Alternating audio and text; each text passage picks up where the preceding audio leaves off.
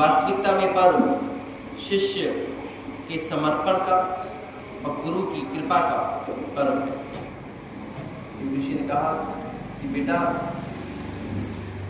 दुनिया में बहुत से रिश्ते होते हैं, हर प्रकार का हम लोग रिश्ता निभाते हैं, लेकिन गुरु शिष्य का रिश्ता समर्पण की वो गाथा लेकर आया है जो अभी तक इस धरती पे दूसरा कहीं नहीं पाया जाता।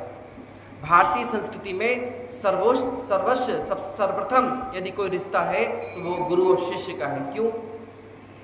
क्योंकि आज के दिन गुरु पूर्णिमा बोलेगी। पूर्णिमा अर्थात पूर्णता। हम लोग मंत्र भी बोलते हो, पूर्णमदः पूर्णमिदं पूर्णात् पूर्णमुदच्यते। जो पूर्ण है उस हर कोई पूर्ण है, ब्रह्म पूर्ण है। इस सृष्टि में जो कुछ है वो पूर्ण है, और उस पूर्ण से आप पूर्ण निकाल भी लेते हैं तो भी पूर्ण ही बचता है। तो उस पूर्णता को हम प्राप्त कैसे करें?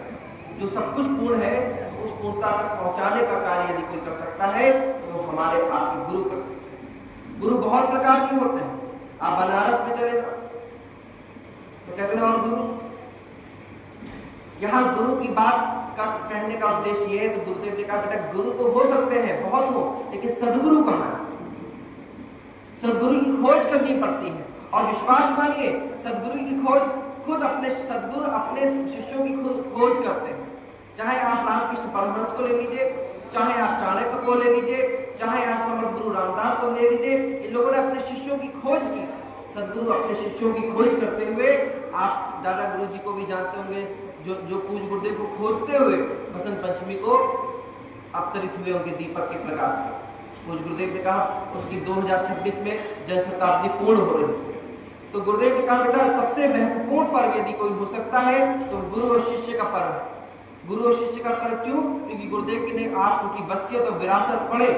तो गुरुदेव ने कहा बेटा हमारी वसीयत और विरासत अगर आप पढ़ते हैं तो उनके जीवन के 15 वर्ष 15 में निकल गए कि कैसे उनके पिताजी मदन मोहन मालवीय जी से गुरु दीक्षा दिलाई, किस प्रकार से उन्होंने साधना की, किस प्रकार से आगे के क्रम बढ़ाए, और 15 वर्ष की गाथा उन्होंने 15 पेज में निपटा दी।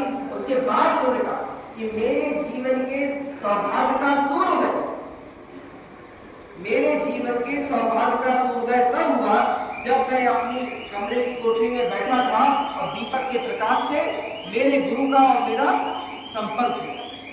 किस दिन हुआ? बसंत पंचमी को। और उस दिन उन्होंने क्या माना? उनके जीवन के सौभाग्य का सूर्योदय। हमारे आपके जीवन का सौभाग्य का सूर्योदय कब हुआ? हम लोग बहुत अच्छे किसी पोस्ट पर हो सकते हैं, बहुत अच्छी हमने ख्याति प्राप्त की होगी, बहुत अच्छी हमने प्रतिष्ठा होगी, कीर्ति होगी, वैभव होगा, लेकिन जीवन का सौभाग्य का सूर्योदय कब हुआ? जिस दिन हमने अपने गुरु से क्या लिया? दीक्षा। जिस दिन हम और वो एक संपर्क में आए और एक समर्पण भाव के साथ आए कि गुरुदेव हम आपको सरेंडर है, समर्पण है। किस भाव से है? किस नियत से है? कहते शिष्य ने किया समर्पण को गुरु ने उसे निखारा है। गुरु तो आते जाते, बहुत से गुरु होंगे, आज बहुत से शिष्य अपने गुरु होकर रहे होंगे, लेकिन वास्तविकता ये है कि स्वयं भगवान हमारे गुरु परम सौभाग्य हमारा है, परम सौभाग्य। और ये सौभाग्य कहाँ में है? क्योंकि ऋषि ने कहा बेटा समर्पण की गाथा यदि जाननी है तो उस गुरु से जानो, उन शिष्यों से जानो। जब एक गुरु ने कहा, एक समय की ऐसी आपात पुकार आ गई, एक काल की ऐसी पुकार आ गई कि उन्होंने की आवश्यकता है। उन्हें पूरा दरबार लगा, एक मैदान में सब लोग इकट्ठे हुए, उन्हें की आवश्यकता है, क्या कोई हमारे लिए, वो नंगी तलवार लिए बैठे थे, क्या कोई ऐसा है जो हमारे लिए, इस पुकार के लिए, इस राष्ट्र के लिए अपना शीश दे सकता है? यदि आस आए तो यहाँ सन्नाटा छा गया शिष्यों में। गुरु जी आज ये क्या करें? लेकिन एक बहादुर व्यक्ति थे, वो उठ खड़े हुए, बोले हम तैयार हैं।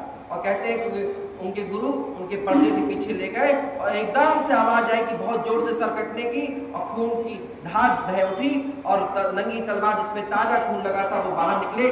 अब ये हमारी तलवार प्यासी है, क्या कोई और है? कल्पना करिए जो दूसरा उठा होगा उसने वो मंजर देखा होगा जो पहले वाले के साथ घटा है।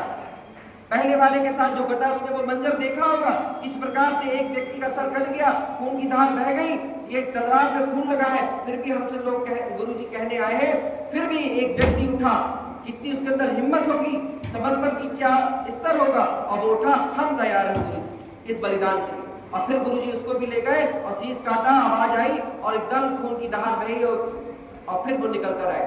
ऐसे करते करते कम से कम उन्होंने 5 बार ऐसा किया, 5 बार ऐसा किया, और 5 बार वहीं पीछे ले जाके गए और देखे खून की धार निकल रही है, नंगी तलवार लेकर ताजा खून लगा है।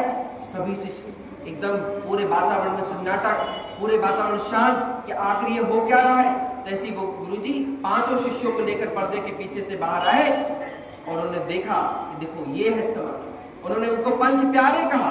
कौन थे वो? गुरु गोविंद सिंह। उन्होंने कहा राष्ट्र की पुकार थी, राष्ट्र की मांग थी, तो उन्होंने पंच प्यारों ने अपना सर्वस्व, उन्होंने कहा हमें तो देख रहे थे, हम तो परीक्षा ले रहे थे कि आपकी समर्पण की गाथा क्या है।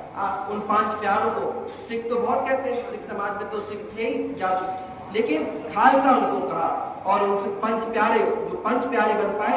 युग ऋषि ने भी आपसे कुछ मांगा है, मांगा है, हमारा आपका सर मांगा नहीं, हमारा आपका सर नहीं मांगा है, लेकिन कुछ ऐसा मांगा है जो अगर हम और आप दे सके तो विश्वास मानिए हम भी उनके प्यारे बन पाएंगे, हम भी उनके बन पाएंगे। तो वो क्या मांगा है?